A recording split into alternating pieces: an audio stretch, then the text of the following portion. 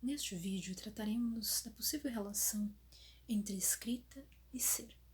Para isso, partiremos de algumas reflexões através das leituras de Louis Lavelle. Agora, de antemão, estabeleceremos algumas distinções que são fundamentais para comentarmos a respeito. A distinção inicia com fala e escrita. A fala possui uma natureza muito fugaz. E embora, através da fala presencial com alguém, consigamos, através do seu olhar, vislumbrar o ser dessa pessoa com certa intimidade, através dos trejeitos, do modo como gesticula, das palavras utilizadas, da entonação, com a própria vivacidade do olhar, apesar disso tudo, em geral, a fala, ela retém esse caráter momentâneo, uma certa momentaneidade que é muito característica. Ela simplesmente perece. A escrita, por outro lado, possui esse potencial de eternizar-se. Ela pode eternizar afetos, eternizar experiências, eternizar conceitos.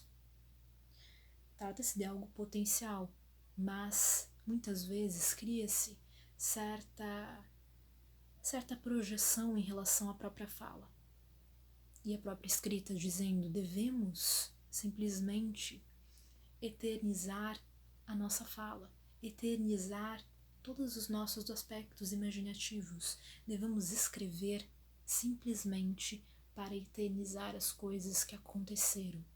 E isso é problemático, porque neste momento estamos fundando a escrita dentro de uma compreensão de temporalidade cronológica, e não enquanto o tempo dentro de uma ideia à luz da noção de conhecimento, de transcrição, de contorno do ser, que é algo bastante importante e pertinente dentro dessa compreensão filosófica. Trata-se de um grande problema, afinal, no momento em que afirmamos que a escrita deve ficar morada na eternidade, dizemos que todas as instancialidades, momentaneidades, todos os eventos pelos quais passamos, quando vistos sob um prisma que muitas vezes nos foge, de completa profundidade de espírito, torna-se algo significativo simultaneamente. E no momento em que introjetamos, no momento em que refletimos e nos pomos em contato conosco, observamos tudo isso e no momento também que colocamos isso no papel, publicamos e disponibilizamos a outras pessoas, queremos, pelo menos teoricamente, admitir uma certa conversação, um diálogo com o outro.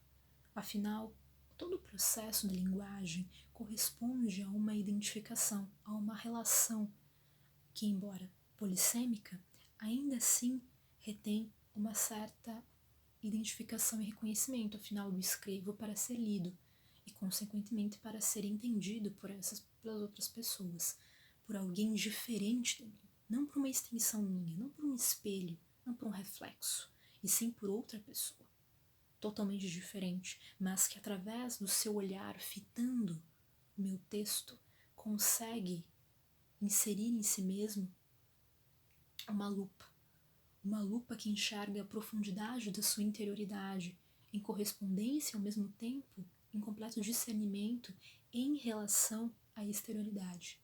E é nisso que reside todo esse aspecto conspícuo, importante e significativo da escrita dentro dessa perspectiva.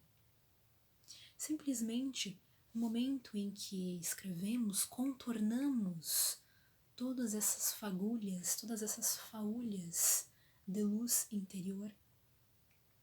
Simplesmente damos contorno a isso e admitimos-nos no tempo.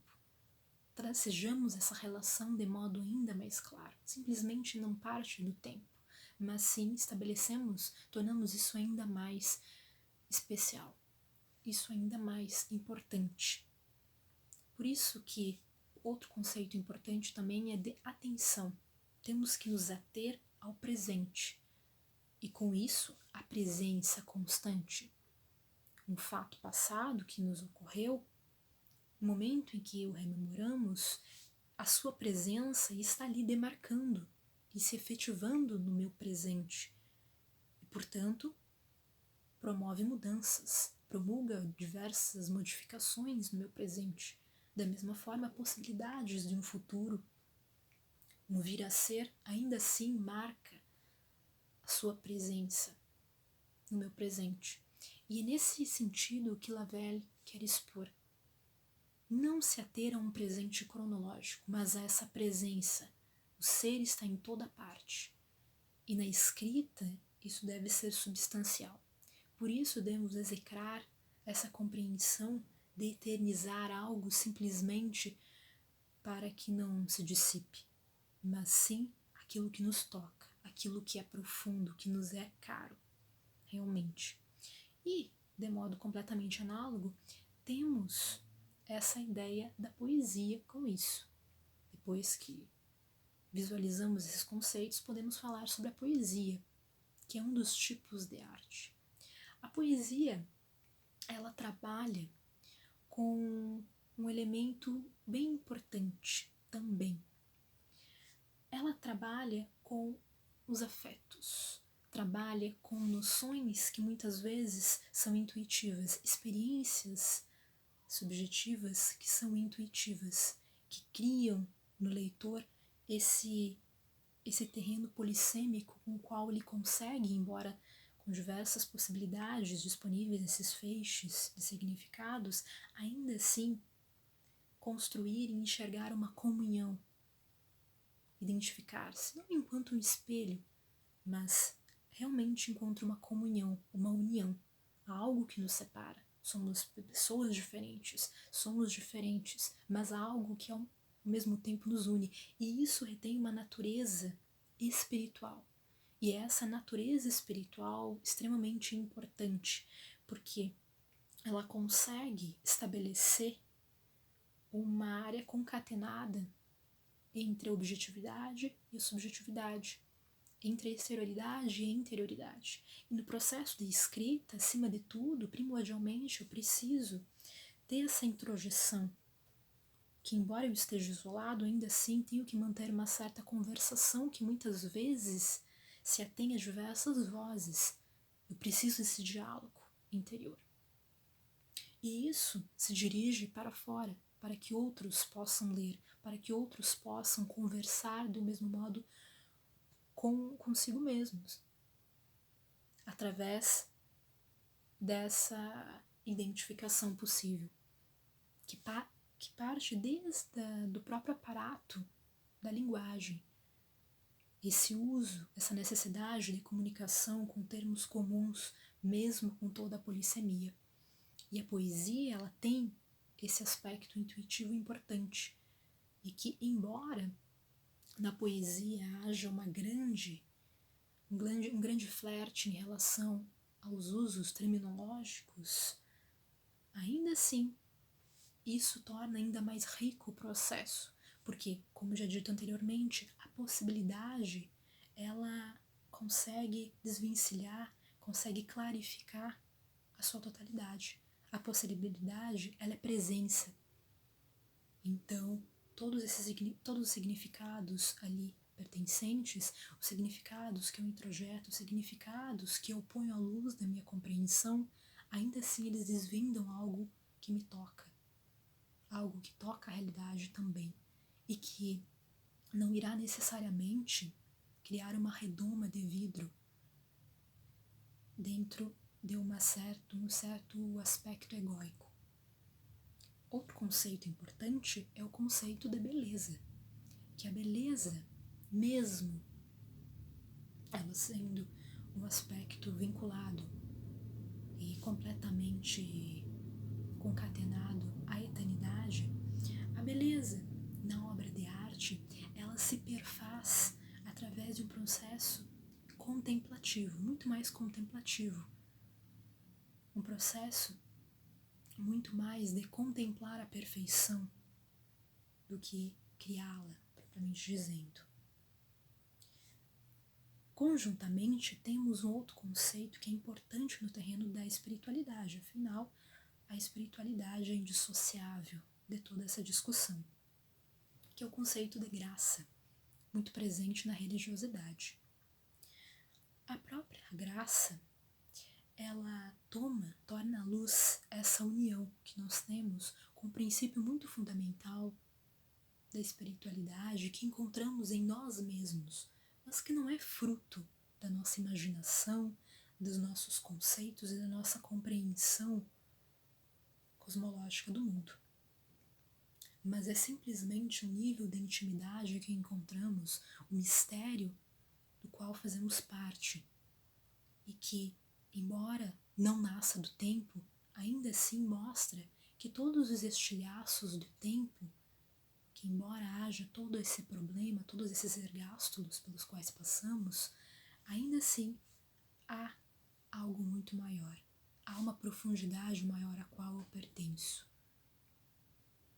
Isso é importante e remete muitas vezes a experiências que nós temos, experiências da beleza e da graça, em que há essa profundidade enorme e a beleza estrondosa. Notamos muitas vezes quando fitamos uma arte sacra, uma imagem, por exemplo, uma imagem de Santa Bárbara. Já notamos ali, nocialmente, toda uma compreensão de todos os martírios pelos quais ela passou. E, simultaneamente, contemplamos aquela beleza, aquela figura que nos toca.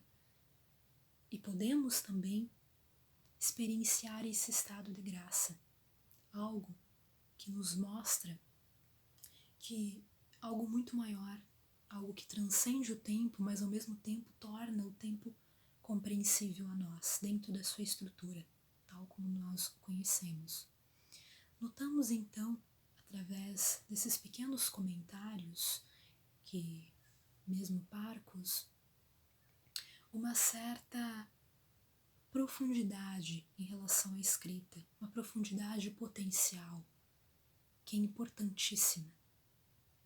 E, conjuntamente, que essa profundidade não se atém meramente a um jogo de amor próprio, um jogo egóico entre vícios e paixões, mas algo muito maior do que isso e ao mesmo tempo que contempla isso. Afinal, nós não conseguimos e não podemos, dada a nossa constituição, fugir do amor próprio. Mas ainda assim notamos que não se resume a meramente esse elemento, que há camadas, e essas camadas são constituintes e ao mesmo tempo elementos dos quais nós participamos, e é desse modo que demarcamos na temporalidade o ser, a existência. E a escrita, como modo de explicitar isso, torna ainda mais possível que essa participação, essa comunhão até mesmo com o próprio tempo. E para encerrar, agora eu recitarei, de modo bastante modesto, um poema da poetisa Emily Dickinson. Dizem que o tempo ameniza, mas isto é faltar com a verdade. Dor real se enrijece, como os tendões com a idade. É um teste no sofrimento, mas não debelaria. Se o tempo fosse remédio, nenhum mal existiria. Notamos, neste poema, duas noções importantíssimas, embora caras filosoficamente, dentro do espectro subjetivo e profundamente existencial. Essas noções possuem um valor extremamente demarcado na nossa existência, um valor muito claro, a relação do tempo e o sofrimento. E como isso se relaciona, e como o tempo por si só não dissipa o sofrimento. Isso, nocialmente falando, já retoma uma comum ideia, um jargão comum de que o tempo, ele resolve os problemas. E nisso podemos retomar o estado de graça, aquele estado em que necessitamos de uma experiência geralmente sobrenatural, uma experiência não de apego, mas sim de imersão e ao mesmo tempo transcendência, ao mesmo tempo. Através disso é que conseguimos enxergar fundamentalmente que o tempo não é o fundamento, mas ele é um modo de demarcar o próprio ser. E o sofrimento, ele se torna tanto uma abertura quanto um modo de criação da redoma do nosso eu. Notem que, através desse poema, observamos uma vastidão vocabular e, ao mesmo tempo, conceitos que, embora partindo de um processo experiencial muito subjetivo da poetisa, tornam-se universais e facilmente identificáveis, tocantes para quem lê.